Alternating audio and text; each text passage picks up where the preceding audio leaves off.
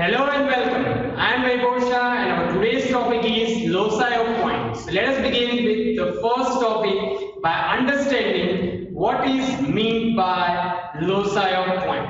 So loci means it's nothing but loci is a plural form of locus. So let us understand the definition. What do you mean by locus of a point? By its definition. So definition. Locus of a point is path traced out by the point while moving in plane or space according to a given law. Or it can be specified as it is a path traced out by a point moving in a plane in a particular manner for one cycle of operation. It seems difficult, right? Don't worry. Let us understand this by taking one example based on locus or loci of points. Loci of points, in very easy words you can say, group of points. When connected or joined by a line, it constructs the loci of points. So let us understand the first thing. So locus of point P moving in a plane or equidistance from a fixed point, or you can say a center. So let us take a fixed point like this. So this is nothing but O, your fixed point, and we might be having one another point which is point P at certain distance away from your point or center point O. And when we try to trace the circular motion of this point around your center O, then it is nothing but loci of point. So as you can see, there is one point constantly revolving around this circle, which says that when we try to trace the different position of this point P around its center point O, we might have this circular path generated, which is nothing but your loci of points. It's a group of points. When we try to join in particular fashion, we are having this circular path generated. Now, so let us take one more example. So locus of point P moving in a plane and having equidistance from two planes, 2 points, right? So let us see the example. So first we try to take the 2 points, fixed points A and B on the positions. So these are nothing but our 2 fixed points. So let us join these 2 fixed points by a straight line now. So we have now joined these 2 points by a straight line. So now what we do is, now take out a rounder, put a rounder at point A, take any random distance and make one arc like this.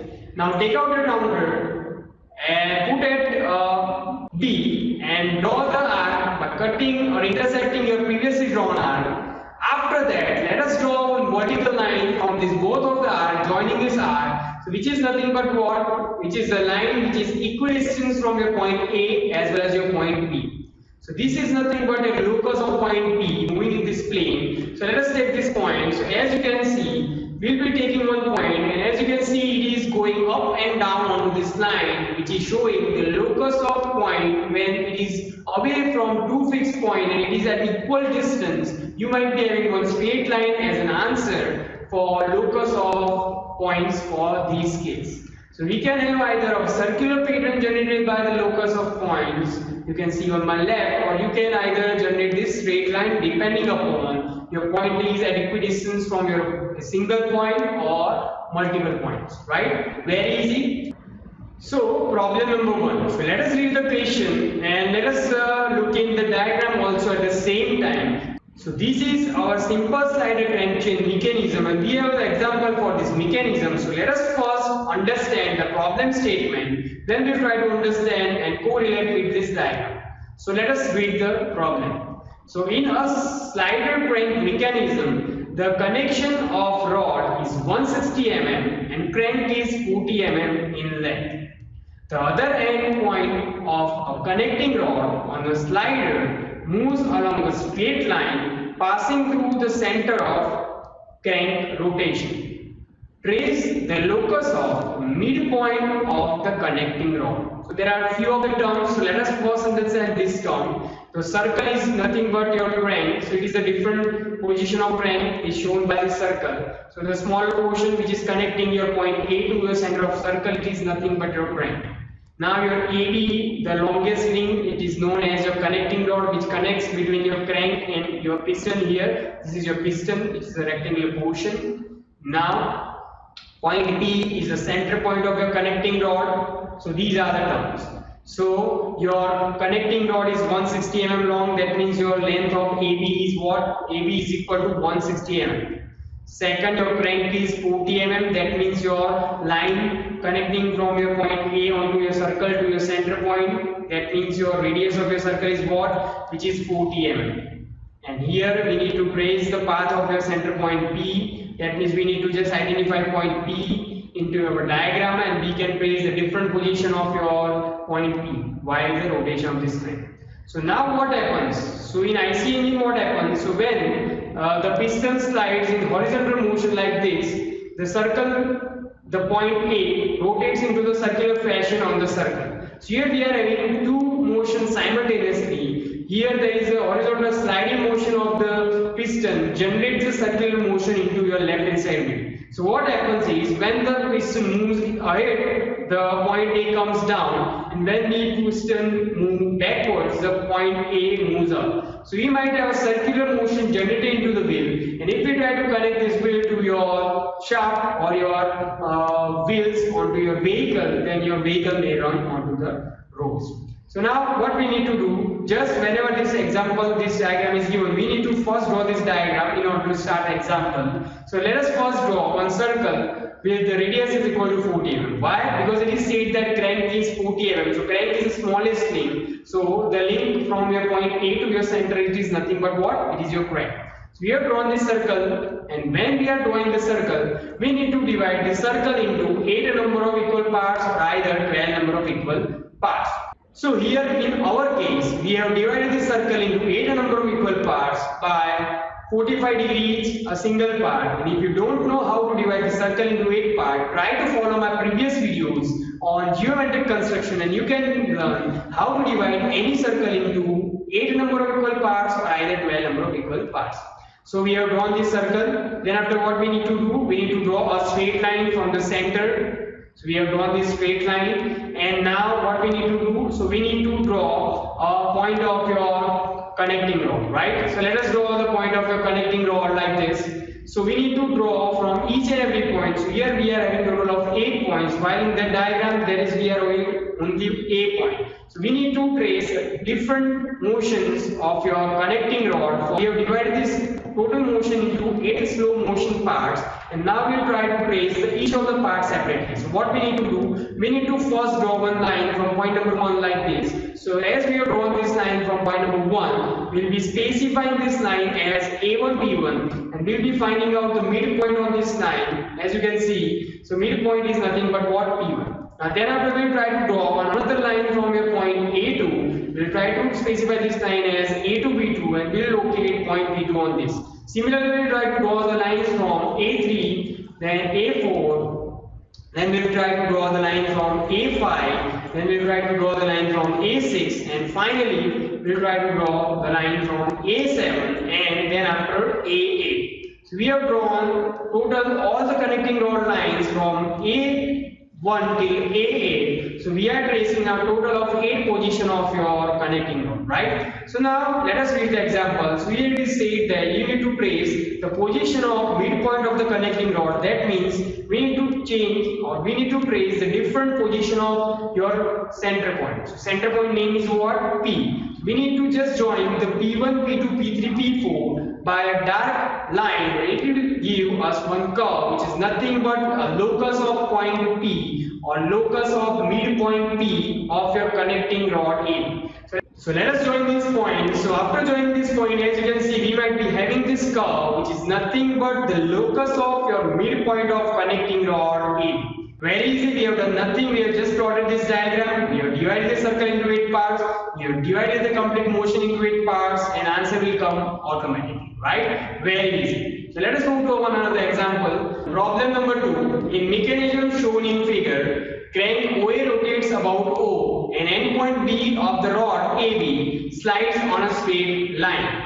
Trace the locus of point P on the rod AB, which is 40 cm away from B, for one complete revolution of crank OA. See here, the point P is not our midpoint, but it is the point which is 40 mm away from your B. Don't worry, it doesn't matter. So here let us observe the difference. So here now the offset slider crank chain is given. So you can see in first figure it was a straight line passing from O, and on the same straight line we are having our piston. But in this case you can see your center line of your crank and your piston center line are differing by 20 mm distance. So this is nothing but the offset of 20 mm. So your piston or your slider is 20 mm offset from your center line of your crank. This is known as offset slider crank chain. So let us solve this example. The example is similar. So what we need to do? We need to first start with the circle as usual. We need to just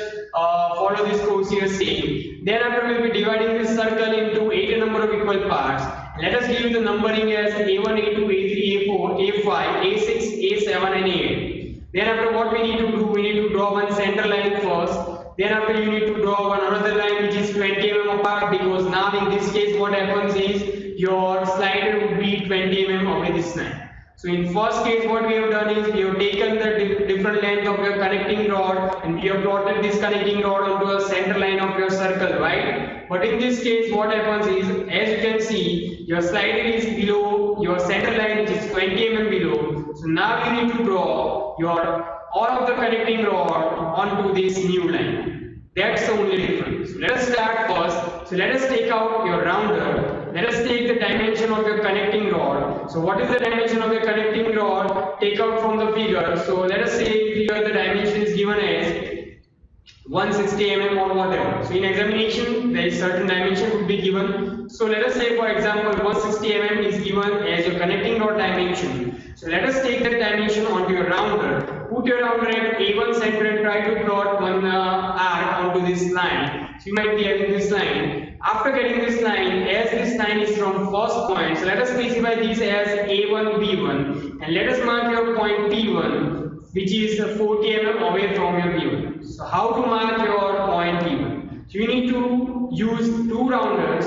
First rounder you will use only for a connecting rod, for defining your connecting rod, which should be set at 160 mm, and let us take one another rounder and let us adjust it to the distance of 40 mm, because it is said that your point P is 40 mm away from your B. So adjust on your second rounder 40 mm, put your rounder at point B1 and let us take 40 mm distance, you might locate your point P1, right? It is very easy. Now let us take your rounder of a connecting rod which is 160 mm. So let us plot the connecting rod from the second point. So from point A2, let us draw one arc onto this line. You might be having this line. So let us specify this line as A2 B2 line and let us indicate your point P2 40 mm away from your B2. Right? Similarly, you need to plot for each of the point. From your A3 point you will be drawing the line, from A4 point you will be drawing the line, and you will be defining point A4. From A5 point you will be drawing the line and defining P5 point. From A6 point you will be drawing the line and defining your point P6. And similarly you will be defining a line from A7 point and you will be having this line. And finally you need to draw a line from A8 point and you must define your point center point P. After having all the points P, what you need to do? You need to join these points P by a smooth dark line like this, and you will be having this curve generated, which is nothing but your locus of point P for offset slider crank chain. You can see the figure is similar as compared to your previous example, but the chain was what? 20 mm distance from your center line. That is the only change, right? It is very much easy and simple, right? So practice these both examples. Now let us move to another example. So in the mechanism shown in figure, the connecting rod is constrained to pass through the trunnion at point D. Trace the locus of end point C on BC for one complete revolution of the crank. In figure, consider AB or your crank length as 30 mm. So we have this new kind of figure. Don't worry, we will be just drawing the same kind of the drawing once again. So let us first understand what do you mean by trunnion. So trunnion is a center fixed point which revolves onto its positions according to the rotation of your crank. So it is a fixed point placed at a certain distance which revolves at its center position without changing its location. It is known as a trunnion. So your link must at each moment must pass through that trunnion. So now all the dimensions are given. So let us start drawing first by drawing the circle as usual. So here it is said that consider AB as 30 mm. So we have taken the radius of 30 mm, or either you can say 60 mm as a diameter. After drawing the circle, what we need to do? We need to divide this circle into 8 parts once again. So let us divide this circle into 8 parts. After dividing this circle into 8 number of equal parts, you need to give the dimension to that circle or notations to that circle as B1, B2, B3, B4, B5, B6, B7 and B8. Then after let us locate this point D, which is a trunnion point, which is what 12 mm below this center line of your circle and which is 70 mm away from your circle. So let us define this point D as a trunnion point. So what is our next task? We need to just construct this connecting rod from the trunnion point for each of the positions passing from B1 till B8 points. So let us take our scale and let us draw line from B1 like this, and which must pass from your trunnion point D. Now let us give this end point as your C1 number. Then after let us draw one line from your B2 point. Let us draw this line. We will be having this end point as C. Let us draw one line from your B3 point and let us have a point C3. Similarly, we will be drawing lines from each of the points until we reach the lines B8 point. After reaching a point B8, you need to draw this line from B8 also in order to specify your C8 point. So after getting all of these points, you need to simply connect the end points of your line, because it is said that try to trace out the end point of your connecting rod, which is the point C. So we have tried to trace out the end point of the connecting rod, and the shape which is generated is nothing but what? It is this shape. We need to draw this shape by a little bit darker color. So it is very easy. We are just following and we are drawing the line from the fixed point, and automatically we are having the end points generated like C1, C2, C3, C4, C5, C6, C7 and C8. And while connecting these points, we are having the locus of the point, which is known as this curve. Right? Very easy. So problem number 4. A link OA 80 mm long oscillates around point O 60 degrees to the right hand side and returns to its initial vertical position with uniform velocity. Meanwhile, the point P, which is initially at O, starts sliding down and reaches at endpoint A with uniform velocity. Draw the locus of point P, and this is the case for oscillating link. So here we might be having one oscillating link which oscillates about the center point like a pendulum. It is a case of pendulum, we can say, and the point travels from the starting point till end point in the vertical line by uniform velocity. So now let us draw a vertical line. So on this vertical line, your point B will start its motion from this point O, and it will reach to a point A in the final condition. At the same duration of time, what will happen? It will travel to a 60 degree right hand side of your point O, and it will come back to its initial position like this. So this is the final figure onto which we need to construct our loci of points. So here we will be dividing this vertical line into 8 number of equal parts. At the same time, we will be dividing this particular arc into 4 number of equal parts of 15 degrees each, because this is a total of 60 degrees. So if we divide this part into 4 number of equal parts, then each part would be consisting of 15 degrees. We have divided this vertical line into 8 number of equal parts because we will be tracing the 8 slow motion of your point travel, and we will be tracing its rotational motion also into some parts. So now let us give the numbering. So for vertical line, let's start numbering from the top point 0, 1, 2, 3, 4, 5, 6, 7, 8. And for this angle, what happens is it travels first to 60 degrees. So we will be starting from vertical point as A0, then A1, A2, A3, A4. Then we'll give numbering once again. Your point will come back. So we'll give the numbering as A5, A6, A7, and A8. A8 position, it will be at initial position, right? So we have divided this portion also into 8 number of equal parts. So now what will happen? As your point moves from vertically from 0 till 1, your point also moves from one portion on the right hand side into the other. So what we need to do, take out your rounder, take the dimension of 0 till 1 on the rounder from your vertical line, take O as a center, O1 as a radius, draw one arc until you reach the A1 line. So I have drawn this arc like this.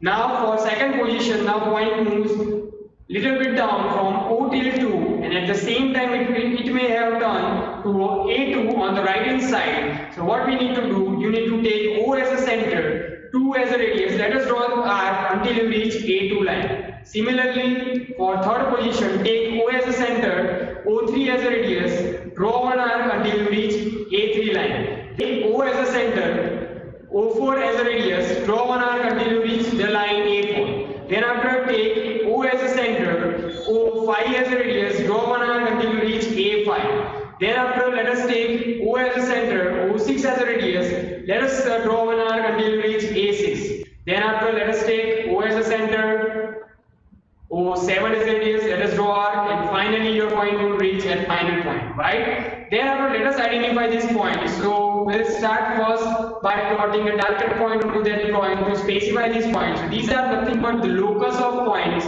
means a group of points generated. Afterwards, after defining this point, you need to just connect these points by a dark line. So first let us define these points.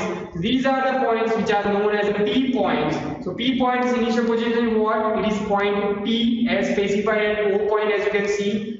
Just beside your O point you can see this is starting point P. Then after we will give P1, P2, P3, P4, P5, P6, P7 and P8. After getting 8 of the points, you need to just simply connect these points by a darker line, as you can see, and this point also by a darker line. This curve is nothing but the locus of point while your point moves vertically on the straight line with the uniform velocity, as well as it also rotates on the right hand side by 60 degrees and it comes back to its initial position. Very easy. So it is a different example as compared to your previous example because it is a case of your oscillating link. So that is all from my side. If you enjoyed my lecture and teaching style, do not forget to like, share and subscribe to my channel. If you have any doubts, any queries, feel free to ask and comment down below. Keep learning, stay connected. Bye bye.